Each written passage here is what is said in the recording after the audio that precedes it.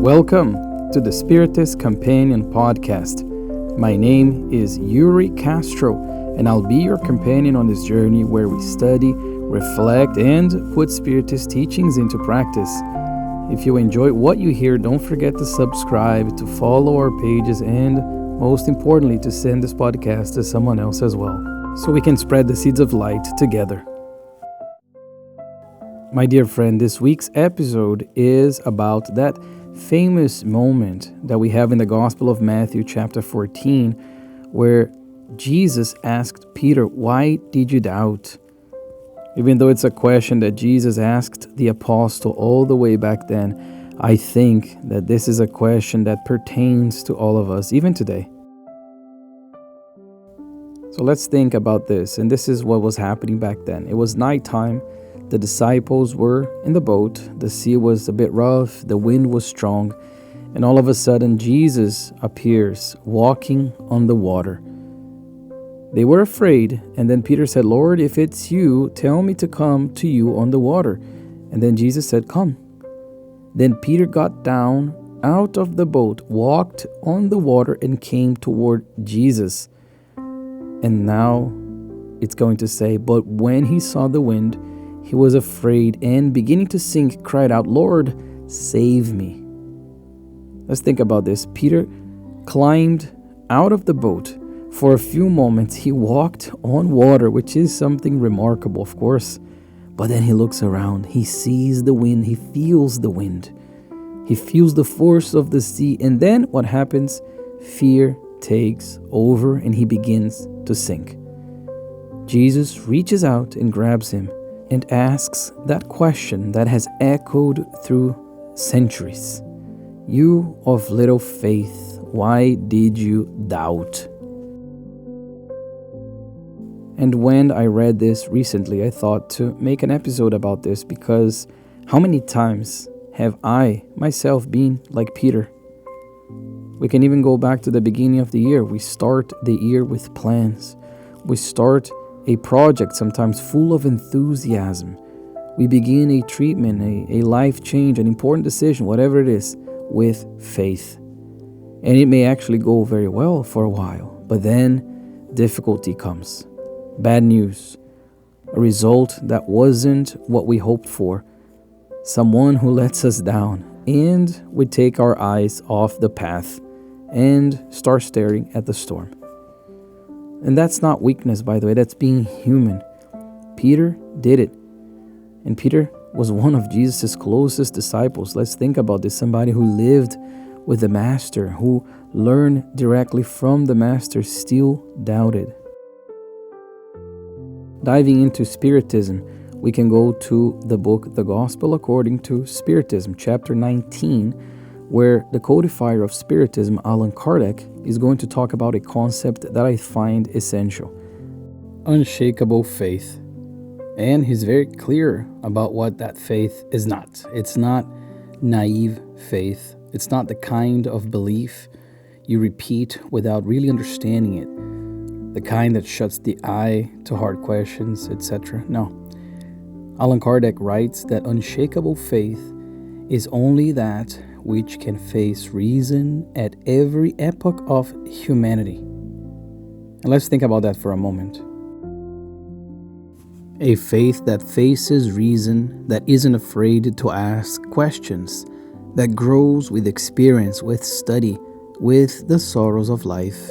That's the faith Spiritism proposes. Not a leap in the dark, as we have seen in the past so many times, but a confidence that is built. There's also something I want to say clearly here, because I think a lot of people may carry unnecessary guilt over this. Feeling doubt is not a sign of spiritual failure. Peter doubted. Thomas doubted. Great spirits who communicated in Spiritist sessions have described moments of deep uncertainty. Doubt is part of the journey. What defines our growth isn't never doubting. It's what we do after the doubt shows up. We sink when we stay stuck in the doubt, staring at it, letting it take over. We get through when even while afraid, we keep moving in the right direction, my dear friends. And even reflecting back in the gospel story, there is a very specific detail. Peter doesn't start sinking because of the rough sea necessarily. He starts sinking when he takes his eyes off Jesus and fixes them on the problems around him. That feels, I think, very honest about our own reality. There are days when we're consumed by bad news, by problems with no quick fix, by worries that just keep circling in our heads. Little by little, we lose perspective. We lose our connection to what gives life meaning sometimes. It's not easy to stay focused when the wind is strong, but that's exactly where faith is tested and, when exercised, strengthened. And faith necessarily, this unshakable faith, is not a shield against pain. Having faith doesn't mean nothing will hurt. It doesn't mean the trials will disappear, that losses won't necessarily happen, or that our problems will just resolve themselves. No, faith does not eliminate the storm. It changes how we move through that storm. Spiritism deepens this in a beautiful way when we understand the immortality of the soul, divine justice, the purpose behind the trials and the expiations that we face. Suffering doesn't get easier, but continuing becomes more possible. It's not the same as enduring in the dark. It's crossing through with a light, even if it's a small light. Going back to the Gospel according to Spiritism, chapter 19, we have a message at the end of that chapter by a protector spirit, and he or she is going to talk about this innate sentiment that human beings have of their future destiny, and this is what they call faith. It is this, they're going to say, awareness they have of the immense faculties whose seed was deposited in them, first in a latent state, in which they now must make blossom and grow by their active will. Such wise words, my dear friend, if we stop and we reflect upon these words, because faith, this Spirit is saying here, is this innate sentiment, because we have the faculties to do everything that Jesus did and more. Didn't he say so? We have this seed deposited in us that's in a latent stage, but we know that it will grow and continue growing by our active will. This Spirit is also going to say that faith is either human or divine, depending on whether people apply their faculties to their earthly needs or to their heavenly and future aspirations. So faith can be both human and divine, or one or the other, depending on the application that we give to that faith. He's going to say that faith is both human and divine. And with faith, there are no evil tendencies that cannot be overcome. So let us never doubt when this happens, when we're faced with evil, when we're faced with these barriers. Let us know that faith can overcome any evil tendency. So let us bring this idea to everyday situations. So for instance, when money is tight, the fear is real, the pressure is real. Faith doesn't say sit back and it will work out. No, it says do what you can, don't give in to despair. The way forward exists even if you can't see it right now. That's what faith says. As well as when we feel our minds are worn out, anxiety, sadness, that feeling of going in circles, yes, it's easy to wonder if God has gone quiet or if we are alone in our troubles. But Spiritism, my dear friends, reminds us no spirit is ever abandoned. Trials have a purpose, even when that purpose isn't clear to us yet. In the face of loss as well, which is perhaps one of the hardest moments of all, the passing of someone we love can shake everything we believed in. It's in those moments that Spiritist teachings offer a consolation that life isn't empty, that life goes on, that bonds remain. No one simply disappears. As we talked in the previous episode about family. And talking about family, well, when family conflicts seem endless, we can pray, we can try to change, we can put in the effort, and sometimes we'll see that things are still hard.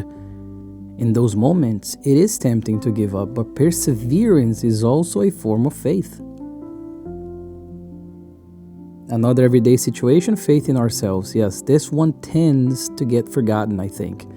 Many people believe in God, but don't believe in their own worth, their own capacity, their ability to change. If God believes in our potential for growth, and Spiritism affirms that He does, why do we give up on ourselves so quickly? Or as Jesus told Peter, why did you doubt? My dear friends, faith isn't a state we reach once and keep forever necessarily. It needs tending like anything alive. It grows stronger through prayer. Not necessarily an elaborate prayer, but the sincere act of connecting, of acknowledging that we are not alone. It deepens through study as well, because the more we understand, I think, the laws that govern life, the more grounded our trust becomes. Faith also matures through lived experiences, because every trial we get through without quitting, giving up, leaves a positive mark on the spirit as well. And it's always nourished by doing good, because acting with generosity, as we also learn in the chapter 9 of the Gospel according to Spiritism, reconnects us to what actually matters. And a lot of the times we do get discouraged. The state where we stop trying, not out of anger or rebellion, but because we slowly lose energy and we reach a point where it seems like nothing will ever change, so why even bother? Oh, it's no use, I can't do it, nothing ever changes, and other thoughts like that. But when those thoughts take hold, faith fades quietly. That's why nourishing your spiritual life isn't optional. It is necessary. And lastly, I wanted to point out a detail in that passage in the Gospel of Matthew where Peter started to sink and asked Jesus to help him. Jesus reached out his hand. He doesn't stand there watching. He doesn't say, I already told you to have more faith. No, he reaches out his hand first. He catches him first. And then he asks the question after. And I think that also says something about how spiritual protection works. Even when we waver, when our faith becomes weak or small, as Jesus mentioned, or when we look in the wrong direction, we are not left alone. We are held. We are inspired. We find strength we didn't even know we had. And I don't know what you're going through right now. Maybe life is calm. Maybe you're in the middle of a storm that seems to have no end. But if there's one thing that I hope you take from this episode, is this, my dear friends. Unshakable faith isn't the faith of someone who never doubted. It's the faith of someone who kept going even after doubting. Remember, Peter doubted. Peter sank. And Peter went on to be Peter, the one Jesus said he would build his church upon. Doubt doesn't remove you from the path. It's part of it. So even if the sea is rough out there or in here, don't take your eyes off the hope. Keep going.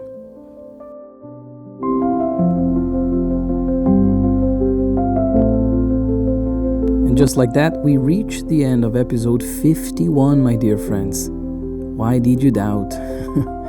I hope this episode was helpful, even if just a little. Thank you for listening, and I will see you next Monday for another episode of the Spiritist Companion podcast.